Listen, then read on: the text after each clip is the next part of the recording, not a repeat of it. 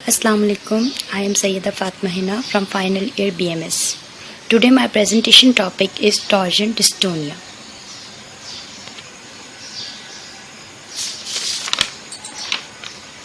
Torsion dystonia is a syndrome of sustained muscle contraction of agonist and antagonist muscles, usually resulting in twisting, torsion and repetitive movement or abnormal posture. Torsion dystonia जो है वो किसी भी जिस्म उज़लात के मुसलसल हरकत करने या इसको करने की वजह से उज़लात सख्त हो जाते हैं और मुड़ने लग जाते हैं। रिपीटेटिव मूवमेंट की वजह से एबनॉर्मल पोस्चर हो जाता है। टॉर्जन डिस्टोनिया की अरेबिक टर्म है खलल तवातुर इल्तवा। खलल तवातर का मतलब है कि जो मसल्स की टोन होती है उसमें खलल पैदा हो जाता है। ये कुछ पिक्चर्स हैं टॉर्जन डिस्टोनिया की। इसमें आप देख सकते हैं कि ये हैंड राइटिंग यानी कि लिखते वक्त जो है वो हाथ बिल्कुल मुड़ गए हैं, एबनॉर्मल पोस्चर है, बिल्कुल वो पोस्चर राइट नहीं है लिखने का। उसके अलावा ये नेक में देख सकते हैं कि नेक में टॉर्जन हो चुकी है, यहाँ पे बैक पे टॉर्जन हो गई है और ये फिंगर्स में, हैंड में, पाम यानी कि फिंगर्स में टॉर्जन हो गई है। Type of torsion dystonia, types इसकी दो हैं, एक प्राइमरी टॉर्जन और एक सेकेंडरी टॉर्जन। प्राइमरी टॉर्जन जो है वो किसी भी ब्रेन में यानी कि कोई भी डीजनरेशन, ब्रेन डीजनरेशन उसमें इन्वॉल्व नहीं होती और ना ही उसकी कोई कॉज हमें पता चलती। सेकेंडरी टॉर्जन में बहुत सारी रीजंस, बहुत सारी वजूहात की वजह से ये हो रहा होता है। इसमें हमारे पास ब्रेन ट्रॉमा है, ब्रेन इंजरी, इसके अलावा ब्रेन ट्यूमर है और पार्किंसंस डिजीज़ है एंड कॉपर हेरिडिटी डिजीज़ जो होती है वो डिजीज़, विल्सन्स डिजीज़ है। ये सारी डिजीज़ मिलके सेकेंडरी टॉर्जन भी कॉज कर सकती है। क्लासिफिकेशन ऑफ डिस्टोनिया, अगर डिस्टोनिया ब्रेन डीजनरेशन की वजह से हो रहा है तो उसके अकॉर्डिंगली एनाटॉमिकली हम उसको क्लासिफाई करते हैं। अगर सेगमेंटल है, मीन के ब्रेन का एक सेगमेंट इन्वॉल्व है तो उसमें दो या दो से ज़्यादा बॉडी रीजन इन्वॉल्व हो जाते हैं। मल्टीफोकल, अगर बहुत जगह जगह पर जैसे कोई ख़राबी है ब्रेन के अंदर, दिमाग के अंदर, तो बहुत सारे उसमें दो या दो से ज़्यादा जो बॉडी रीजन है वो इन्वॉल्व होते हैं। जर्नलाइज का मतलब कि बहुत ज़्यादा अगर पूरी ब्रेन में कोई मसला है, पूरे ब्रेन इफेक्ट देगा। अगर ग्लूटामिनर्जिक एक्टिविटी बहुत ज़्यादा हो जाए यानी कि एक्साइटेटरी इफेक्ट ही देता रहे, इनहिबिटरी इफेक्ट किसी भी वजह से उसका इनहिबिटरी इफेक्ट ना आए, तो फिर डोपामीन जो है वो बॉडी में बढ़ जाएगा और एक्शन पोटेंशियल इंक्रीज हो जाएगा। जब एक्शन पोटेंशियल बढ़ेगा तो मसल्स स्टिफनेस की तरफ जाएंगे, मसल्स डिस्टॉर्शन होगी। केस प्रेजेंटेशन, ये एक केस जहाँ पे मैं इसकी प्रेजेंट करने जा रही हूँ। एक आदमी था जिसकी एज थी 23, वो क्लिनिक में आया था एबनॉर्मल पोस्चर के साथ, मीन उसका पोस्चर जो वो बिल्कुल भी ठीक नहीं था। उसकी हिस्ट्री में देखा गया कि उसके जितने भी हेरिडिटरी पॉइंट ऑफ व्यू है यानी कि उसके जो हेरिडिटरी, जब जेनेटिक उसकी देखी गई तो उसकी जेनेटिक में ऐसा कोई मसला नहीं था। अकॉर्डिंग टू पेशेंट के मुताबिक वो बिल्कुल ही ठीक था। एक साल पहले उसको जो है वो बुखार हुआ था, चिल्स हुए थे, फिर उसके बाद आहिस्ता आहिस्ता करके वो बिल्कुल ठीक हो गया था। एक ही दिन में उसने रिकवर भी कर लिया था। एक दिन उसको बहुत शदीद बुखार रहा, फिर उसके बाद वो ठीक हो गया। लेकिन उसके बाद उसने ये महसूस किया कि उसकी जो लेफ्ट बैक साइड है यानी कि जो उसकी उल्टी कमर का हिस्सा है वो आहिस्ता आहिस्ता सख्त होने लगा, यानी कि उसमें सख्ती आने लगी, दर्द होने लगा उसमें। फिर उसने महसूस किया कि वही दर्द उसका जो है वो नेक की तरफ, गर्दन की तरफ चला गया, फिर गर्दन से राइट साइड पे चला गया और राइट साइड से आहिस्ता आहिस्ता करके कुछ दिनों के बाद उसका वो जो दर्द था, वो जो सख्ती थी, वो सारी लोअर ट्रंक में चली गई, मीन के लोअर लिम्स में। जब लोअर लिम्स में ये सख्ती बढ़ने लगी तो उस जो पेशेंट था उसका जो पोस्चर था वो बिल्कुल ही एबनॉर्मल हो गया, मीन कि वो ना ही सही तरीके से बैठ पा रहा था, ना ही वो खड़ा हो सकता था, बल्कि बिल्कुल ही वो एबनॉर्मल गेट उसका था। बाकी उसका जब ब्लड टेस्ट किया गया तो उसके ब्लड रिपोर्ट बिल्कुल फाइन थी, उसमें कोई भी ऐसा सेडिमेंटेशन रेट उसका जो था वो नॉर्मल था, उसमें कोई भी इशू नहीं थे और ना ही कोई इन्फेक्शन के सिम्टम्स थे उसमें।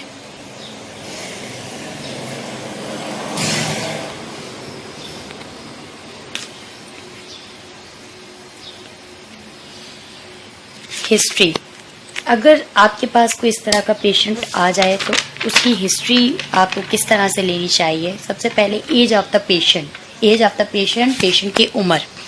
ऑनसेट का मतलब कि ये जो डिस्टोनिया हुआ है आपके साथ, ये जो उज़लात में सख्ती आने का अमल जो शुरू हुआ है वो कब से हुआ है। Initial site of involvement and progression to other body site and time of progression. Initial site of involvement, जो सबसे पहली जो साइट थी यानी कि जो हिस्सा मुतासर, अगर डिस्टोनिया ब्रेन डिजेनरेशन की वजह से हो रहा है तो उसके अकॉर्डिंगली एनाटॉमिकली हम उसको क्लासिफाई करते हैं। अगर सेगमेंटल है, मीन के ब्रेन का एक सेगमेंट इन्वॉल्व है तो उसमें 2 या 2 से ज़्यादा बॉडी रीजन इन्वॉल्व हो जाते हैं। मल्टीफोकल, अगर बहुत जगह जगह पर जैसे कोई ख़राबी है ब्रेन के अंदर, दिमाग के अंदर, तो बहुत सारे उसमें 2 या 2 से ज़्यादा जो बॉडी रीजन है वो इन्वॉल्व होते हैं। जर्नलाइज का मतलब कि बहुत ज़्यादा अगर पूरी ब्रेन में कोई मसला है, पूरे ब्रेन में कोई ख़राबी है तो उसमें तकरीबन एटलीस्ट कम से कम एक जो टांग है वो लाजमी मुतासर होगी और उसके अलावा बॉडी के दूसरे पार्ट्स यानी कि जिस्म के दूसरे जो हिस्से हैं वो भी उसमें शामिल हो सकते हैं। हेमीडिस्टोनिया से मुराद यहाँ पे आधा यानी कि आधा जो है वो आधे उज़लात का सख्त हो जाना या मुड़ जाना या फिर उसमें ट्विस्टिंग हो जाना जिसे हम कह सकते हैं। Involving one side of the body.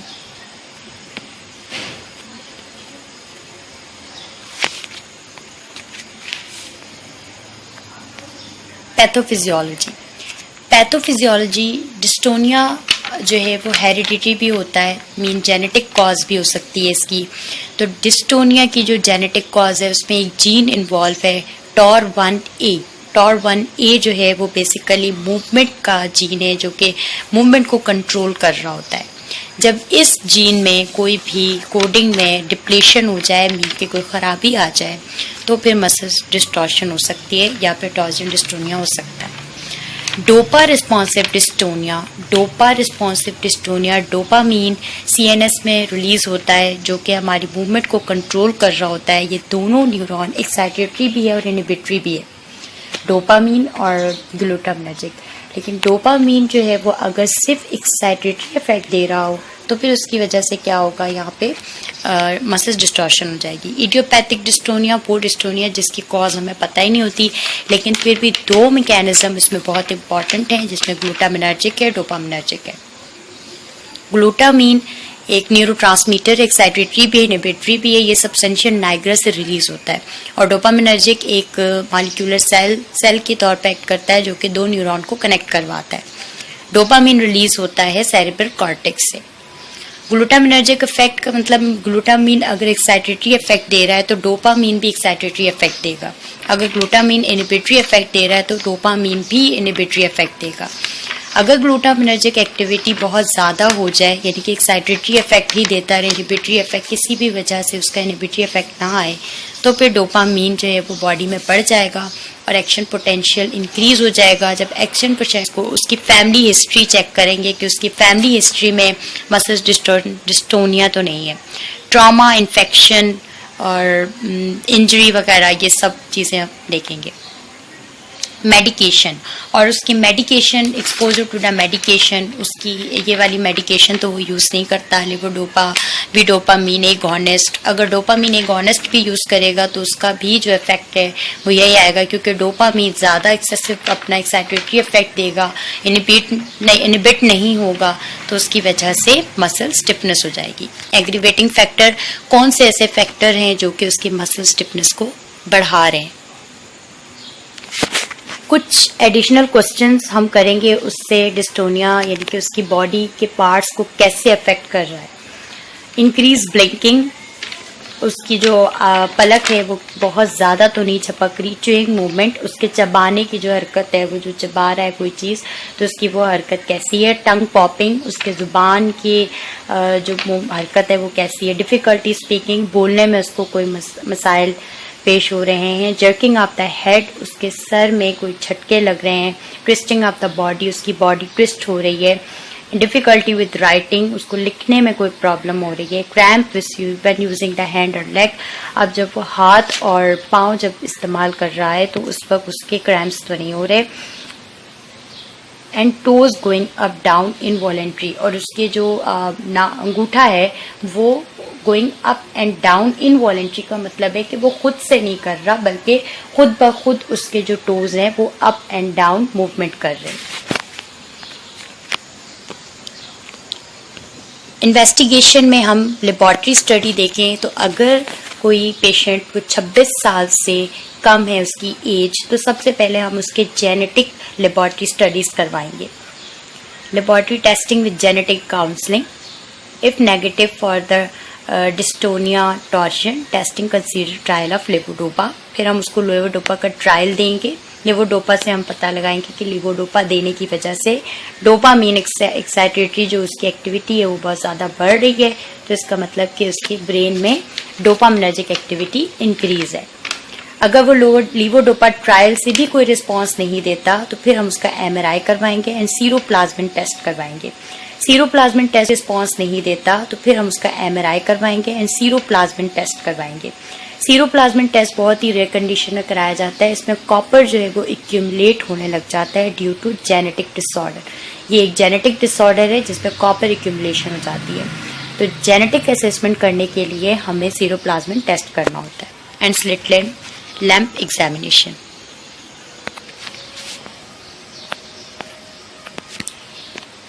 अगर पेशेंट जो है वो 26 साल से ज़्यादा उसकी उम्र है तो हम उसको MRI करवाएंगे and 24 hour copper urine excretion, यानी कि यूरिन में कॉपर की एक्सक्रीशन कितनी ज़्यादा हो रही है वो देखेंगे, वरना उसको जो है वो जेनेटिक असेसमेंट के लिए बेसिकली देख रहे होते हैं। प्री साइनेप्टिक डोपा स्कैन कराएंगे जिसे फ्लोरो डोपा स्कैनिंग कहते हैं।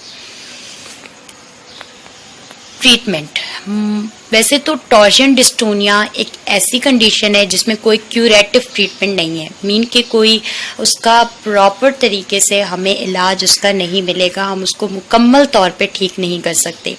जो उसकी अलामात हैं हम उसको ख़त्म कर सकते हैं, उसको जो है वो हम कम कर सकते हैं, लेकिन इस बीमारी को हम जड़ से ख़त्म नहीं कर सकते। लेकिन अगर जो सेकेंडरी डिस्टोनिया वाले पेशेंट हैं जिनको किसी डिजीज की वजह से, किसी और कॉज की वजह से ये सेकेंडरी डिस्टोनिया हुआ है, तो हम उस डिजीज को ख़त्म करके, उस कॉज को ख़त्म करके ये सेकेंडरी डिस्टोनिया को ख़त्म कर सकते हैं। कंक्लूजन में यही है कि आज का हमारा जो टॉपिक है वो मसल्स डिस्टॉर्शन, यानी कि टॉर्जन डिस्टोनिया भी कह सकते हैं, मसल्स डिस्टॉर्शन भी कह सकते हैं आपसे, कि ये एक्सेसिव मूवमेंट की वजह से हो रहा है। बेसिकली हमारा ये न्यूरोलॉजिकल डिसऑर्डर है और नर्वाइन प्रॉब्लम्स की वजह से ये होता है। न्यूरोट्रांसमीटर दो जो एक्ट कर रहे होते हैं हमारे ब्रेन में, उनकी डिस्टर्बेंस की वजह से भी ये होता है। उसमें सबसे इम्पॉर्टेंट जो न्यूरोट्रांसमीटर है वो डोपामीन और ग्लूटामेट है। ग्लूटामेट और डोपामिनर्जिक की एक्टिविटी जो है वो बिल्कुल साइमल्टेनियसली चल रही होती है। अगर ये दोनों में से किसी में भी प्रॉब्लम हो जाए तो ये फेस करना पड़ता है। मसल्स डिस्टॉर्शन का जो पेशेंट है वो बिल्कुल एबनॉर्मल पोस्चर के साथ आपको मिलेगा और उसकी जो क्लिनिकल मैनिफेस्टेशन होती है वो यही होती है, abnormal posture. And case representation में जो हमने केस देखा उसमें सबसे इम्पॉर्टेंट बात ये थी कि फीवर की वजह से भी जो है वो मसल्स डिस्टॉर्शन हो रही है। तो फीवर की वजह से मसल्स डिस्टॉर्शन क्यों हो रही है? क्योंकि फीवर की वजह से जो हमारा थर्मोरेगुलेटरी सेंटर है वो हाइपर एक्टिव हो जाता है। जब वो हाइपर एक्टिव होता है तो उसकी वजह से जो न्यूरोट्रांसमीटर्स हैं उनका जो फंक्शन है वो भी डिस्टर्ब हो जाता है।